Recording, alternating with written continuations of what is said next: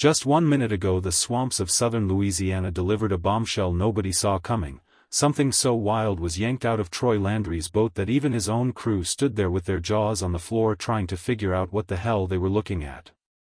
The king of the swamp, the guy we've watched for years wrestle monster gators and shout, "Shoot 'em," like it's the most natural thing in the world, just got caught in a mess that has half the internet screaming he's a fraud and the other half swearing the man can do no wrong. Buckle up because this is the realest, rawest Troy Landry story you're ever gonna hear, but first smash that like button, hit subscribe, and turn on notifications so you don't miss what actually got pulled off that boat. Deep in the twisted cypress maze of St. Mary Parish where the law usually keeps a tight grip, the Louisiana Department of Wildlife and Fisheries got a late-night anonymous phone call that turned everything upside down. Somebody was running gator lines on private property without permission, straight-up poaching in broad daylight. Two seasoned game wardens, Sergeant Jake Darden and Sergeant Harry Gaines, rolled out at 6:30 a.m., found the exact lines the tipster described, and set up a hidden stakeout that lasted 6 sweaty hours. At 1:43 p.m. a familiar flat-bottom boat eased through the duckweed, white flags flapping exactly like the caller said. Behind the wheel sat none other than Troy Landry himself, the living legend, with a 28-year-old woman the warden still won't name and a cameraman from his own crew riding shotgun. They watched the woman haul up a baited line, heard her yell that they had a nice one hooked, saw Troy grab the bang stick, drive it home, and drag a 7 to 8 foot gator into the boat like he'd done 10,000 times on TV. That's when the wardens came out, guns drawn and badges flashing. Troy flashed that famous grin, claimed everything was legal, even said the landowner gave him the green light, and a quick phone call proved he wasn't lying about permission to be on the water. But here's where the story takes a hard left into crazy town.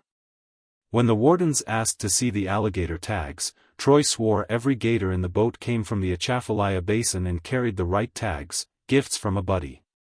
The officers checked every single tag number against the official list and not one matched the parish they were floating in. Troy's story started crumbling faster than a mud bank in a hurricane. First he claimed he never took a gator off that property, then, after the wardens reminded him they'd been watching the whole damn time, he admitted he speared one, couldn't find the gifted tags, slapped an Iberville Parish tag on it instead, and cut a second dead gator loose to sink so nobody would ever know. The floating carcass they recovered later still had Troy's exact line hanging out of its mouth like a confession it couldn't spit out. For anyone who doesn't live this life, alligator tags aren't optional jewelry, they're ironclad, location-specific permits that control how many gators come out of each basin every year. Use the wrong tag or no tag at all and you're stealing from the swamp, plain and simple. Troy, his unnamed female partner, and the cameraman all got citations on the spot, the boat and every piece of gear got seized, and the king of the swamp suddenly looked a whole lot less royal.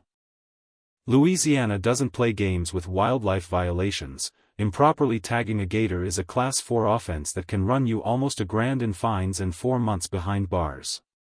The internet exploded, half the fans screamed set up because he's famous, the other half said lock him up, nobody gets a pass. Yet somehow the story just vanished. No court date splashed across headlines, no mugshot, no tearful apology tour. Troy told one local station it was basically a speeding ticket and he had nothing more to say.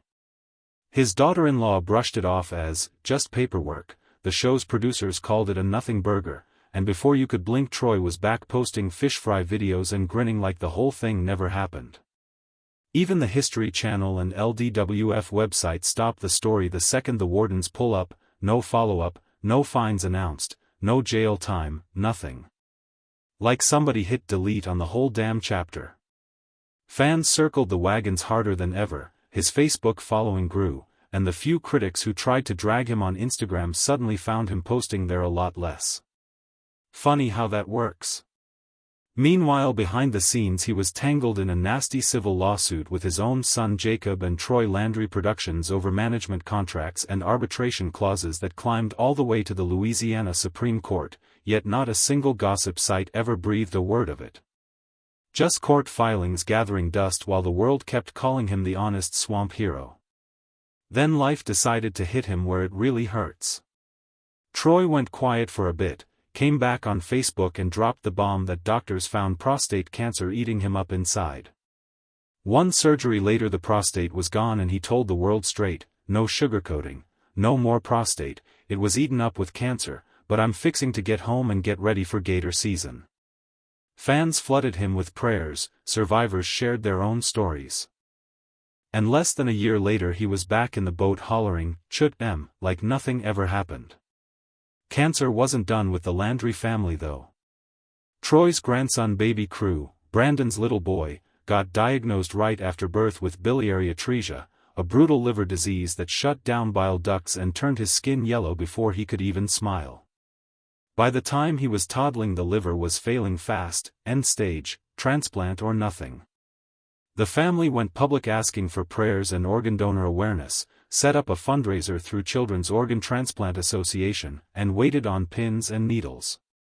A liver came through, the match wasn't perfect at first, then suddenly it was, and little Crew went under the knife.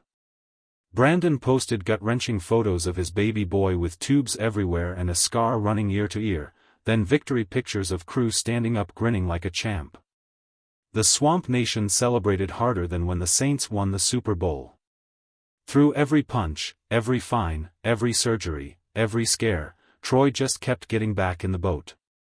These days he's out there wrestling 20-foot Burmese pythons for the state, filming swamp mysteries, and on the latest episode he and Pickle Wheat dug up actual human remains, jawbones with perfect teeth, skull fragments, shoulder blades, leg bones, all from a lost native tribe buried thousands of years ago under the mud.